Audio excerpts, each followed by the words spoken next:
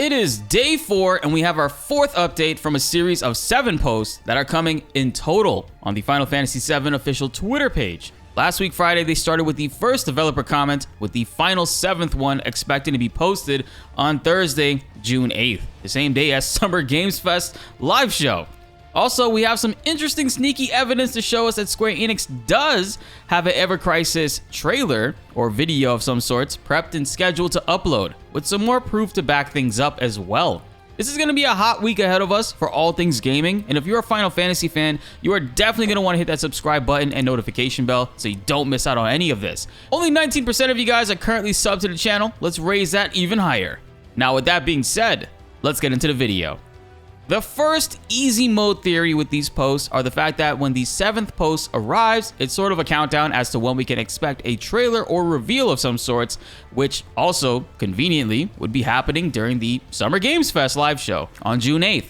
But the main theory is that the green text on these posts are not just generic statements about the game, but they are elements that will be covered in a trailer of some sorts when it's finally revealed on Thursday, such as post number 1 talking about the release dates, post number 2 talking about the freedom and world aspects of the game, and post number 3 talking about the narrative developments essentially changing and having us to discover what each character's technically new destiny will be, which I will elaborate on more later because I think it's very important to talk about that. The 4th developer post today reads, "Do I need to play Final Fantasy VII Remake to enjoy Final Fantasy VII Rebirth?" To which Motomu Toriyama, the co-director, answers, "No, we've made preparations so that the players who did not get a chance to play the first game can fully enjoy Final Fantasy VII Rebirth." In green highlighted text, it's got emphasis on how they made preparations, which, if this trend continues, this aims to be explained in the next upcoming trailer or news drop.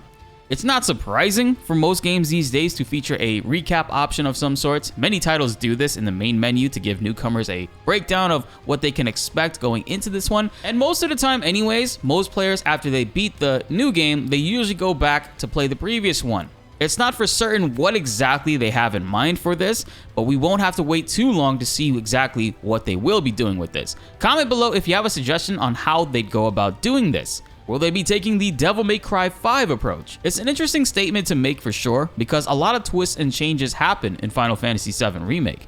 Lots of stuff from the beginning, the middle, but mainly towards the end. So saying players won't need to go through that game in order to enjoy or play the new one makes me kind of wonder, what is their design approach going to be?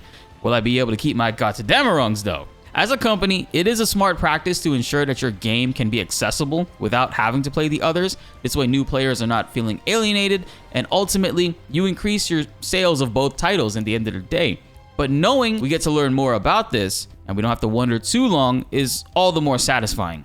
All of this news has me beyond excited to see what the other posts are going to be, especially when we get down to the 7th and final one. I really hope we get to see some gameplay or battle mechanics sort of expressed on in some of these posts. I know a lot of people have questions in regards to our equipment from Final Fantasy VII Remake, and will that endgame stuff carry over into Rebirth? And I honestly don't think so, because if my inventory is carried over, I mean, I'm okay with that. But I'm going to be steamrolling a lot of enemies in this. I don't think we're going to start at level 50 either. There will be some necessary changes they make, and I do think we might retain some of the equipment, maybe some items too, but unfortunately, not everything. But again, we have to wait and see for that. But what's even more exciting is when you realize that not only will we be having Final Fantasy VII Rebirth updates this week, but there's an actual Ever Crisis update for Final Fantasy VII coming too. Shout out to Naoya Shinota on Twitter for sliding me this screenshot with great info. On YouTube, whenever you upload a video, you can also schedule it to post on a certain date at a certain time. Doing this will also hide the video, of course, but if you have it ready to post in a playlist, YouTube says that particular playlist, if it already exists, was updated when this occurs.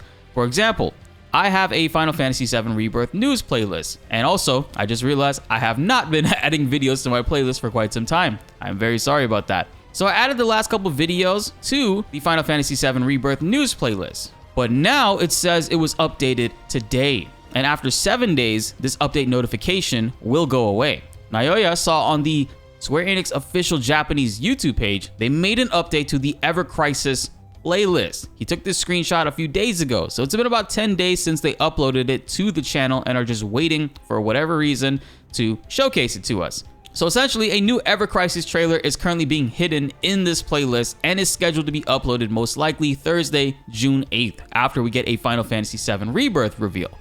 I tried to check the playlist as well of Square Enix's other channels for a Final Fantasy VII Rebirth update, but it's kind of hard to see because that playlist technically hasn't been created yet. There is one that exists currently, but that specific one is titled for the Final Fantasy VII 25th Anniversary playlist, which would not really technically include new Final Fantasy VII Rebirth footage because that was a whole separate event that took place last year. So more than anything, you can expect to see a new playlist appear on the Final Fantasy and other Square Enix channels that will contain Final Fantasy VII Rebirth stuff. So on Thursday, we can kind of expect to see a FF7 Ever Crisis trailer to also go along with the Rebirth new trailer.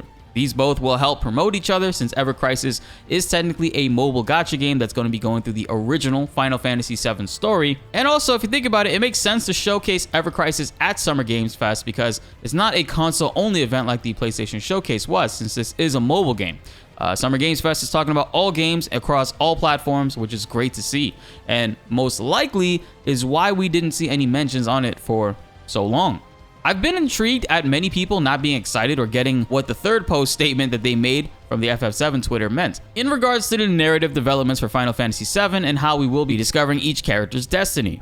Most people are taking this comment to mean the game will have characters and a story, which is funny. It's a joke, I get it. But if you recall, we defeated the Harbingers, which exist to predetermine characters' fate and role in the story, which they showcased to us many times by bringing characters back to life in certain elements while also ensuring that other characters either die or attempt to kill them. So now that they are defeated, we can expect many characters' destinies and story to be quite different this time around.